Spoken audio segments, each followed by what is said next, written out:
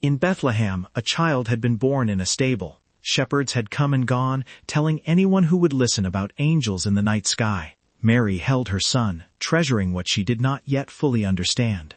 And far to the east, men were watching the stars. Now a new danger was rising. In Jerusalem, King Herod sat on his throne. He was not a young man. His reign had been long, brutal, and effective. He had built the great temple, expanded the harbors, and crushed every hint of rebellion. But Herod was not truly king by right. He was an Idumean, not a descendant of David. Rome had installed him, and his legitimacy was borrowed. Every whisper of a rival claimant, every prophecy of a coming king, struck at the heart of his deepest fear, that he did not belong on that throne. He had killed rivals. He had killed sons. He trusted no one. And now strangers had arrived from the east. They were Magi, scholars of the stars, likely from Persia or Babylon. They had traveled months across deserts, following something they had seen in the heavens. They came to Herod's palace with a single question. Where is the one who has been born King of the Jews? We saw his star when it rose and have come to worship him. The words hit Herod like a blade. King of the Jews. That was his title, his throne, his kingdom. He did not show his fear. He never did. But the question spread through the palace like poison, and all Jerusalem was disturbed with him. Herod summoned the chief priests and teachers of the law. Where is the Messiah to be born? They knew. The scrolls were clear. In Bethlehem in Judea, they said, quoting the prophet Micah, "Out of you will come a ruler who will shepherd my people Israel." Bethlehem, just 5 miles south, a small town with an enormous prophecy hanging over it. Herod called the Magi in secret. He asked when the star had appeared. He calculated. He smiled. "Go and search carefully for the child," he told them. "As soon as you find him, report to me, so that I too may go and worship him." It was a lie. Herod had no intention of worship. He intended to eliminate. The Magi left Jerusalem and followed the star. It moved ahead of them, not like other stars that wheeled through the sky with the turning earth. This star led them. It stopped over the place where the child was. When they saw it, they were overjoyed. They entered the house, not a stable now, but a dwelling where the family had found shelter. There they saw the child with his mother Mary. These were men of learning, wealth, and status. They had crossed empires. They had read the signs. And now they fell to their knees before a toddler in a small house in an insignificant village. They bowed down and worshipped him. Then they opened their treasures. Gold, fit for a king. Frankincense, used in worship of the divine. Myrrh, an ointment for burial. Gifts that spoke of royalty, deity, and death. They did not understand everything they were giving, but they gave it all. That night, a dream warned them.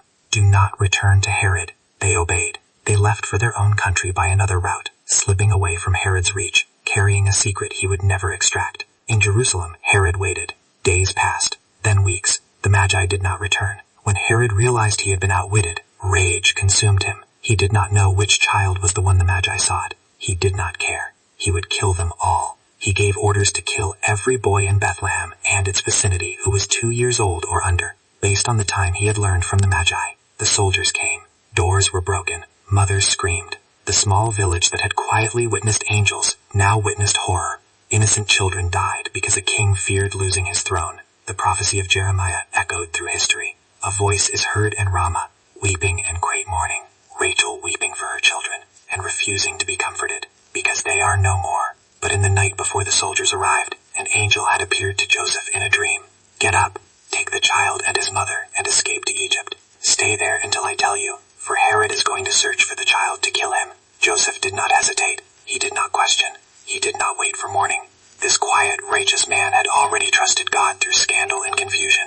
Now he would become the protector of the Messiah, guiding his family through danger, as another Joseph had once guided Israel into Egypt. He woke Mary. He gathered what little they had, and in the darkness they fled. The road to Egypt was long and dangerous. Bandits roamed the wilderness. The desert stretched ahead without mercy. The child who had come to save would first need to be saved. They crossed into Egypt and disappeared into a land that had once enslaved Israel, but now became their refuge. The pattern was unmistakable. Like Israel of old, the Son of God went down into Egypt.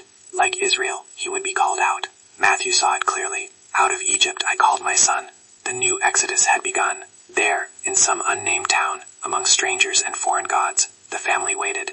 Weeks became months. Months stretched toward years. Joseph worked. Mary prayed. The boy grew. Then word came.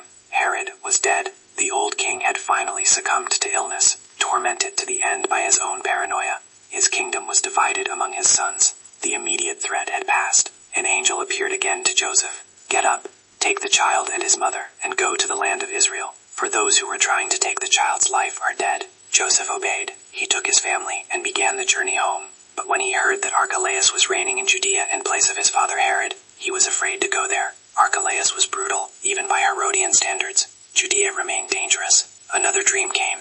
Joseph turned north, away from Bethlehem and Jerusalem, and settled instead in a town called Nazareth, in the region of Galilee. It was a small, unremarkable place, a town that invited no attention and offered no glory. The prophets had said the Messiah would be called a Nazarene, not a title of honor, a mark of obscurity. And so the child who was born in Bethlehem, announced by angels, worshipped by Magi, and hunted by a king, grew up in the quiet hills of Galilee, hidden, ordinary, waiting.